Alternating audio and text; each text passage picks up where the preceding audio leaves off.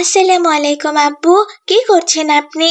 এই তো তসবিহে ফাতেমি পড়ছিলাম মা রাদিয়া জান্নাত। তুমি কি ফজরের নামাজ পড়েছো মা? হ্যাঁ আব্বু, এইমাত্র ফজরের নামাজ পড়ে আপনার কাছে এলাম। শোনো মা রাদিয়া জান্নাত, ফজরের নামাজ হচ্ছে মহান আল্লাহর কাছে সর্বোত্তম নামাজ। কেন আব্বু, ফজরের নামাজ মহান আল্লাহ তাআলার কাছে এত প্রিয় কেন?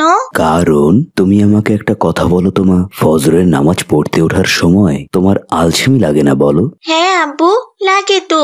মাঝে মধ্যেই তো ইচ্ছে করে ফজরের নামাজ না পড়তে, আর আমার তো ঘুমই ভাঙতে চায় না। আবার ঠান্ডা পানি দিয়ে উঁচু করে নামাজ পড়তে হয়। ও বাবা, মাঝে মাঝে যে কি বিরক্ত লাগে। হ্যাঁ মা, তার জন্যই তো ফজরের নামাজ এত বেশি গুরুত্বপূর্ণ। কারণ ফজরের ওয়াক্তের সময় শয়তান আমাদের বেশি ধোঁকায় ফেলে দেয়। সে আমাদের বারবার করে নিষেধ করতে থাকে আমরা যেন ঠান্ডার মধ্যে উঠে নামাজ না পড়ি। শয়তান আমাদের শরীরে দুনিয়ার সমস্ত আলসেমি এনে ভর করিয়ে দেয় আর বলতে থাকে, উঠিস না, উঠিস না, তোর খুব কষ্ট হবে।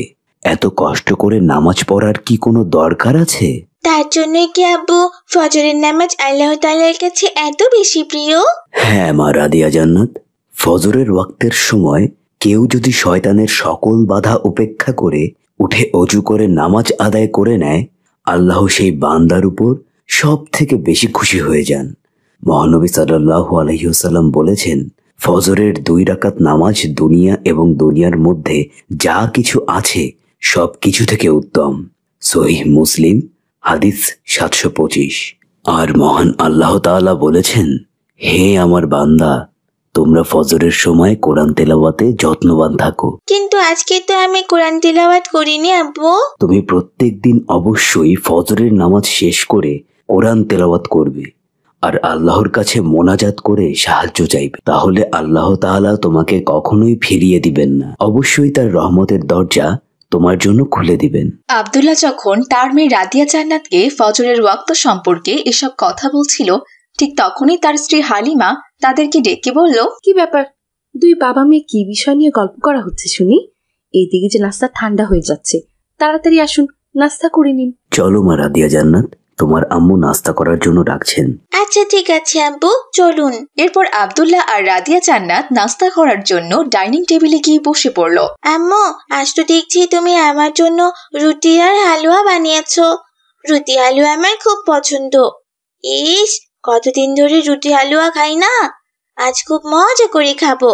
তাড়াতাড়ি খাওয়া শুরু করি।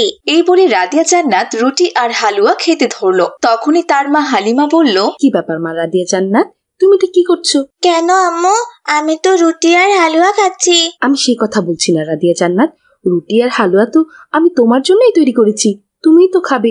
কিন্তু খাওয়ার আগে তো কিছু সুন্নত কাজ আছে, সেটা কি তোমাকে করতে হবে না? কি বলছো কি আম্মু? রুটি হালুয়া খাওয়ার আগে আবার কিসের সুন্নত কাজ আছে বলো তো? কি ব্যাপার রাদিয়ার বাবা, মেয়েকে কোনটা সুন্নত, কোনটা ফরজ, কোনটা মুস্তাহাব, এইগুলো আপনি শিক্ষা দেননি? আমি তো ভেবেছিলাম রাদিয়া মনে মনে হয়তোবা সুন্নত কাজগুলো পালন করছে। না হালিমা, ওকে খাওয়া শুরুর সুন্নত এখনো শেখানো হয়নি। এটা কোনো কাজ করেছেন আপনি? মেয়েকে খাবার সুন্নত শিক্ষা দেননি? আচ্ছা, ওকে আমি শেখাচ্ছি। শোনো মা, প্রত্যেক কাজ শুরু করার আগে ইসলামে অবশ্যই কোনো না কোনো নিয়ম আছে। যেমন কোনো কাজ শুরু করার আগে প্রথমে বিসমিল্লাহির রহমানির রহিম এই দোয়া পড়ে শুরু করতে হয়। বিসমিল্লাহির রহমানির রহিম বলে খাবার শুরু করতে হয় আম্মু? এটা তো আমি জানতাম না। আচ্ছা আম্মু, বিসমিল্লাহির রহমানির রহিম বলে খাবার শুরু করলে কি ফজিলত হয়? আমি বলছি মা রাদিয়া জান্নাত, বিসমিল্লাহ বলে কোনো কাজ শুরু করা সুন্নত, আবার কোনো কোনো আলেম ওলামা এটাকে মুস্তাহাবও বলেছেন। ইসলামী শরীয়তের মূল নীতি হলো প্রত্যেক ভালো কাজ শুরু করার আগে অবশ্যই বিসমিল্লাহির রহমানির রহিম বলে শুরু করতে হবে। আল্লাহ তাআলা তার পবিত্র কোরআন মাজিদে ইরশাদ করেছেন যে, যেসব প্রাণীকে খাওয়ার জন্য আল্লাহর নাম নেওয়া হয়নি তোমরা সেগুলো ভক্ষণ করো না, কারণ তাতে গুনাহ হবে। সূরা আনাম আয়াত 121। কি বলছেন কি আব্বু, বিসমিল্লাহর বরকত এতটাই? হ্যাঁ রাদিয়া জান্নাত, তোমার আব্বু ঠিকই বলেছেন।